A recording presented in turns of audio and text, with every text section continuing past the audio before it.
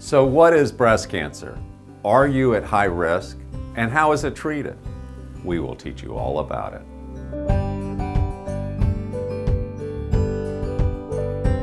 Breast cancer is complicated and presents in unique ways in very different people. I want to give you a brief overview of how often breast cancer occurs, who might be at risk, and generally how it's treated. And I'm also going to share with you some cutting-edge advances in breast cancer care. In this lesson, I'm going to tell you what breast cancer means and your chance of getting it. I'm going to tell you how it's generally treated and when to start getting screening mammograms. I'm also going to give you some suggestions about how to reduce your lifetime risk of developing breast cancer. So let's get started. So what is breast cancer? Well, 80% of things we call breast cancer are called an invasive breast cancer.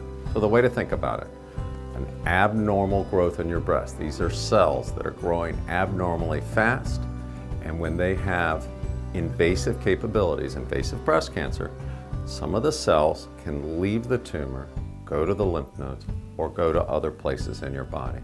That's when breast cancer can threaten your life. Now on the good side, we cure about 90% of all women with breast cancer.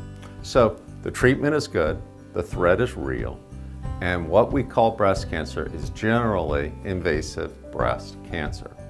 The other 20%, it's listed as stage 0 breast cancer. But what does stage 0 mean? Stage 0 breast cancer, called DCIS, ductal carcinoma in situ. It's 20% of what we call a breast cancer.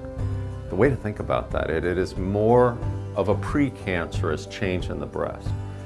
Cells in the breast that are working their way to become invasive that can spread elsewhere, but they haven't gotten there yet. And so when we do find DCIS, we take it out to prevent that process of DCIS to evolve into invasive breast cancer. Hardly anyone dies of DCIS. So invasive breast cancer is the one that we talk about the most. So what is my chance of getting breast cancer, and am I at high risk?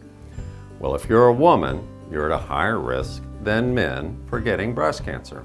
And in women, there's about a lifetime risk of 10% of getting breast cancer, give or take a percentage point or two. If you are a man, you can still get breast cancer, and we treat it very similar to women, but it's extremely rare, but it's something to keep in mind. A trend in breast cancer is identifying women who are at an increased lifetime risk of breast cancer. So let's say we identify a woman who has dense breast or a strong family history or carries the breast cancer gene or other high-risk factors. We can identify them as being a 20% or 30% or an 80% lifetime risk of developing breast cancer. And when we are successful in identifying those women, then we can manage them in a way to offset some of the risk of breast cancer in their lives. How is breast cancer treated? Luckily, the vast majority of women diagnosed with breast cancer have early stage breast cancer, where their tumor is small and there's likely no cancer in the lymph nodes, and if so, just a little bit. So in most of these situations, surgery comes first as the first treatment. But let me give you an example. Let's say a woman comes in, she has a 1 centimeter breast cancer. The usual process is this: get a biopsy, determine it's cancer after having a mammogram. Visit with your surgeon. Typically going to surgery first to remove the cancer and check a couple lymph nodes. Then going to visit a medical oncologist to determine whether or not there's a benefit or not from chemotherapy. Most don't need chemotherapy. And if that's not the case, then they can go and visit with a radiation oncologist. If they've had a lumpectomy, they might need radiation to that breast to lessen the chance anything grows back in the future. And then about 80% of women will benefit after radiation of taking hormonal therapy, estrogen blocking medications. So breast cancer treatment is one of the most complicated decision processes in all of healthcare. And that's why you will get the best cancer outcomes and best treatment when you have a team of breast cancer specialists working for you for your unique breast cancer situation. So what age should I start getting screening mammograms? Well, the simple answer is probably at the age of 40 going forward annually. However, in the last number of years, there's some evidence to suggest that women will do just as well if they start mammograms a little later, maybe 45 or 50, and possibly get them a little less frequently.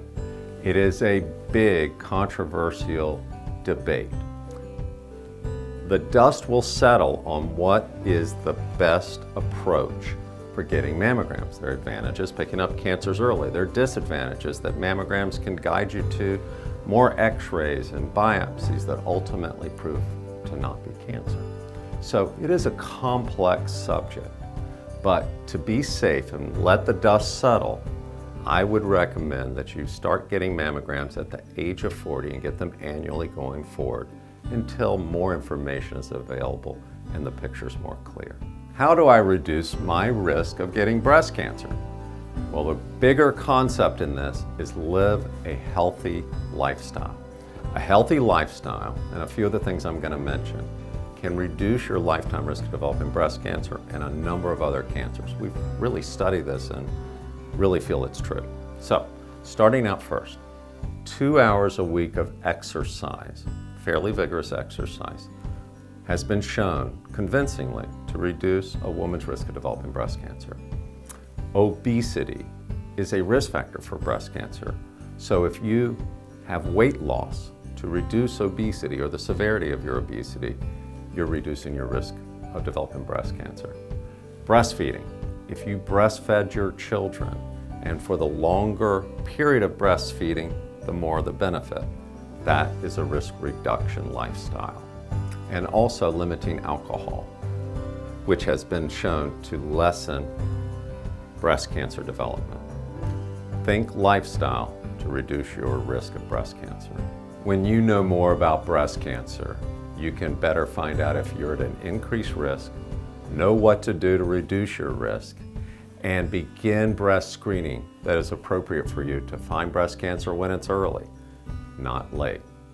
Take our free online lessons on all of these topics at the Breast Cancer School for Patients.